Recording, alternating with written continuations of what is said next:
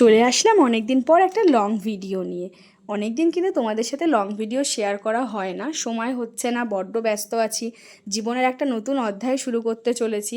সেটা কি, সেটা আমি তোমাদের অবশ্যই কালকের ভিডিওতে জানাবো। কারণ ওটা আমার কাছে একটা বিশেষ দিন, যেটা আমি তোমাদেরকে একটু অন্যভাবে দেখাতে চাইছি। এদিকে দেখো রান্নাবান্না মা করেছে অনেক কিছুই।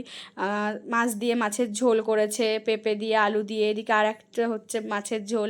এদিকে বাবা এসে দেখছি হারমোনিয়াম বাজিয়ে গান করছে। দেখো হারমোনিয়ামে কিন্তু আমাদের দু বোনের নাম লেখা আছে। এটা হচ্ছে আমরা যখন ছোট ছিলাম তখন আমার বাবা কিন্তু এটা মুর্শিদাবাদ থেকে কিনে এনেছিল। দিদি তখন গান করতো।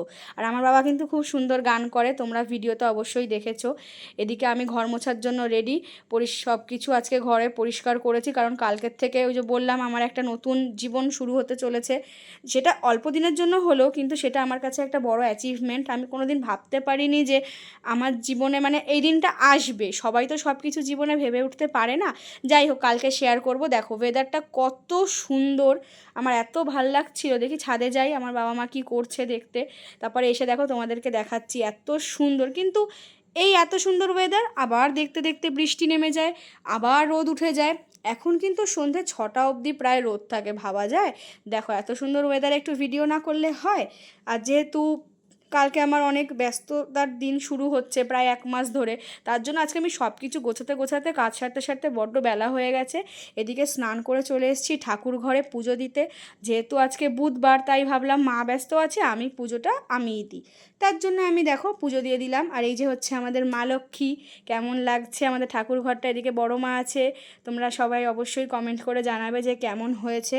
আর আমার প্রোফাইলে আজকাল ভীষণ প্রবলেম হচ্ছে, আমি কেন জানি না। দেখি আস্তে আস্তে লং ভিডিওগুলো ঠিকঠাক পোস্ট হয় কি না, ওই জন্য আমার লং ভিডিও করার ইচ্ছা প্রায় চলেই গেছে। এদিকে গাড়ি নিয়ে বেরিয়ে পড়লাম দিদিকে আনতে। সকালে দিয়ে এসছি একবার ওকে, আবার যাচ্ছি ওকে আনতে। আর আমার দিদি কিন্তু হেলথে কাজ করে, হয়তো যারা ওর ফ্রেন্ডে আছে পোস্টে দেখতে পাও। আর এখানে এসে দেখছি ও ওষুধ মানে লিখছে আর কি, সবার কার্ডে ওষুধ নিচ্ছে। আর এটা হচ্ছে আমাদের এখানের হেলথ সেন্টার। বাইরেটা আমি পরে দেখাচ্ছি। এটা হচ্ছে মানে ডক্টরের রুমটা, ডক্টর আজকে আসেনি। তো দিদি এখানে বসে বসে ওর কাজকর্মগুলো করছে আর আমি একটু ভিডিও করছি। দেখো দিদি কিন্তু হাই দেখিয়ে দিয়েছে। ও আজকে প্রচণ্ড কাজে ব্যস্ত, ওই জন্য আমি ওকে পৌঁছেও দিয়ে এসেছি, আবার বাড়িও নিয়ে এসেছি। সেই ছোটোবেলায় যেরকম বাবা মামাদের দিয়ে আসতো নিয়ে আসতো, আজকে আমি ওকে দিয়ে এসেছি, আবার নিয়ে এসেছি।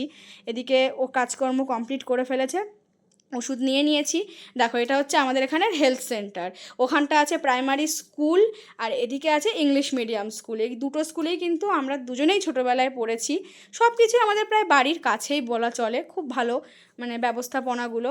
এদিকে লাঞ্চ করতে বসে গেছি বাড়ি এসে। বিকালবেলা বাবার সঙ্গে একটু বেরিয়ে পড়েছিলাম, কারণ আজকে কাজ ছিল। ওই যে বললাম আজকের মধ্যে সব কাজগুলো কমপ্লিট করতে হবে, কালকের থেকে আবার অন্য কাজে ব্যস্ত হয়ে পড়বো।